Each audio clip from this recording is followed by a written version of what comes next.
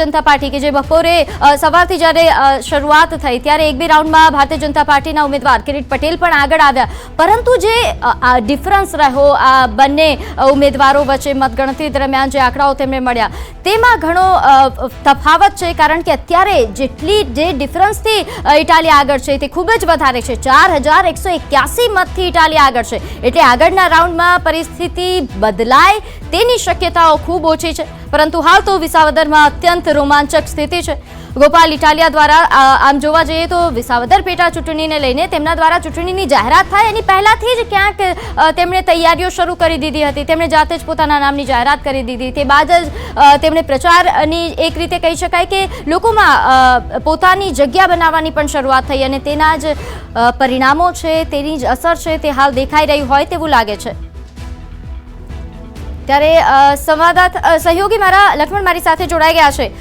લક્ષ્મણ, જે પ્રકારની પરિસ્થિતિ આ બંને બેઠકો પર રહી છે અત્યાર સુધીમાં જ્યારથી ચૂંટણીની જાહેરાત થઈ, આમ તો વિસાવદરમાં તો ચૂંટણીની જાહેરાત થઈ એ પહેલાથી જ રોમાંચક પરિસ્થિતિ હોય તેવા પ્રકારની પરિસ્થિતિ હતી। હાલ જે પરિણામો આપ જોઈ રહ્યા છો, આ પરિણામોને જોઈને આપને શું લાગે છે, કયા કયા મુદ્દાઓ આ બંને બેઠકો પર હાવી રહ્યા? જે સૌથી પહેલા તો પ્રીતિ, જે રોમાંચક આખી સ્થિતિ જોવા મળી રહી છે એની જ વાત કરીએ તો વિસાવદરમાં જ્યારે સૌથી પહેલા મતગણતરી શરૂ થઈ ત્યારે પ્રથમ બે રાઉન્ડમાં આમ આદમી પાર્ટીના ગોપાલ ઇટાલિયા આગળ ચાલી રહ્યા હતા, પરંતુ ત્યારબાદ બે ત્રણ રાઉન્ડ જે એવા આવ્યા કે જેમાં ભાજપના કિરીટ પટેલની લીડમાં સતત વધારો થતો જોવા મળ્યો, પરંતુ ફરી એક પાછું ફેઝ ગણતરીમાં એવો આવ્યો કે 7મા રાઉન્ડથી લઈને અત્યારે જે 10 રાઉન્ડની ગણતરી પૂર્ણ થઈ ગઈ છે, 7થી લઈને 10મા રાઉન્ડ સુધીમાં ગોપાલ ઇટાલિયાએ પોતાની લીડમાં લગભગ 2500 મત જેટલો વધારો કરી લીધો છે। અને હજુ મતલબ એ જાણવાના પ્રયાસ કરવામાં આવી રહ્યા છે કે આ જે મતગણતરી અત્યાર સુધીમાં જે થઈ ગઈ છે એ કયા વિસ્તારની હતી, કારણ કે જે ત્યાંની વિસાવદરની મતગણતરીની પેટર્ન રહી છે એમાં સૌથી પહેલા જુનાગઢ તાલુકાના ગામડાઓ જે છે તે ત્યાંના મતદાન મથકોની જે ઈવીએમ છે તેની ગણતરી થતી હોય છે, ત્યારબાદ ભેસાણની થતી હોય છે। એટલે હાલ જો એ જ પેટર્ન પ્રમાણે થઈ હોય તો અત્યારે જુનાગઢના ગામડાઓની મતગણતરી પૂરી થઈ ગઈ છે કે જ્યાં બની શકે કે કિરીટ પટેલે લીડ ખેંચી છે, પરંતુ હાલ જે પરિણામો વલણો સામે આવી રહ્યા છે એ પ્રમાણે અંદાજ લગાવી શકાય છે કે અત્યારે ભેસાણના ગામડા શરૂ થયા હોઈ શકે છે, કેમ કે ભેસાણમાં આમ આદમી પાર્ટીનું વર્ચસ્વ સારું હતું, ગોપાલ ઇટાલિયાનું વર્ચસ્વ સારું હતું, ત્યાં પ્રચાર પણ તેને સારો કર્યો હતો, એટલે બની શકે કે હાલ જે ભેસાણના ગામડાઓની મતગણતરી ચાલી રહી હોઈ શકે છે, પરંતુ હજુ એ કન્ફર્મ કરવાના પ્રયાસ થઈ રહ્યા છે કે હાલ કયા વિસ્તારના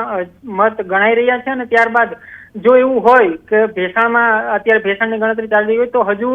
વિસાવદરની ગણતરી બાકી છે, એટલે બની શકે કે જ્યારે વિસાવદરના ગામડાઓ શરૂ થાય ત્યારે ફરી એક વખત કિરીટ પટેલની લીડમાં વધારો થતો જોવા મળે અને ગોપાલ ઇટાલિયા છે એની લીડમાં ઘટે અને તેઓ પાછળ રહી જાય। એટલે હાલ હજુ કન્ફર્મ કરવાનો પ્રયાસ કરી રહ્યો છે કે હાલ જે ભેસાણના ગામડાઓ ગણાઈ રહ્યા છે કે પછી વિસાવદરના ગામડાઓ। પ્રીતિ, બિલકુલ, એટલે લક્ષ્મણ, એ શક્યતાઓ પૂરેપૂરી છે કે આગળના રાઉન્ડમાં પરિસ્થિતિ બદલાઈ પણ શકે જો અત્યારે ભેસાણના જે ગામડાઓ છે તેની ગણતરી થઈ રહી છે અને ઇટાલિયા આગળ છે તો?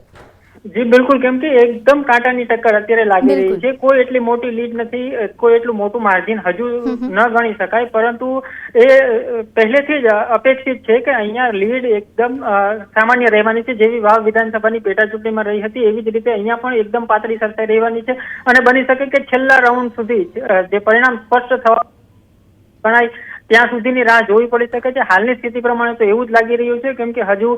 7થી લઈને જે છેલ્લા 3 રાઉન્ડ ખુલ્યા છે એમાં ગોપાલ ઇટાલિયા સતત પોતાની લીડમાં વધારો કરતા જોવા મળી રહ્યા છે। પ્રીતિ, બિલકુલ, આ ઉપરાંત લક્ષ્મણ, વિસાવદરની તો આપણે વાત કરી, કડીનું પણ થોડી માહિતી આપ આપી દેશો, કારણ કે કડીમાં પણ જે પ્રકારના આંકડાઓ સામે આવી રહ્યા છે તે થોડા ઘણા ચોંકાવનારા પણ લાગી રહ્યા છે।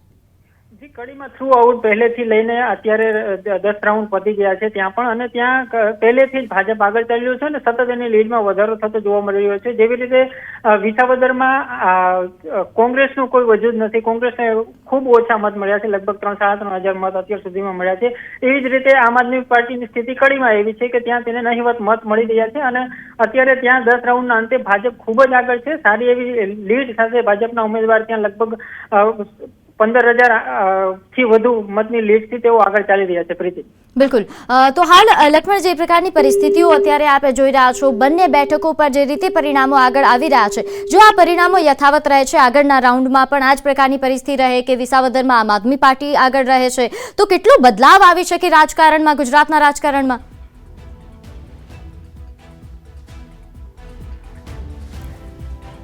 ત્યારે હાલ વિસાવદરથી જે આંકડાઓ સામે આવી રહ્યા છે, વિસાવદર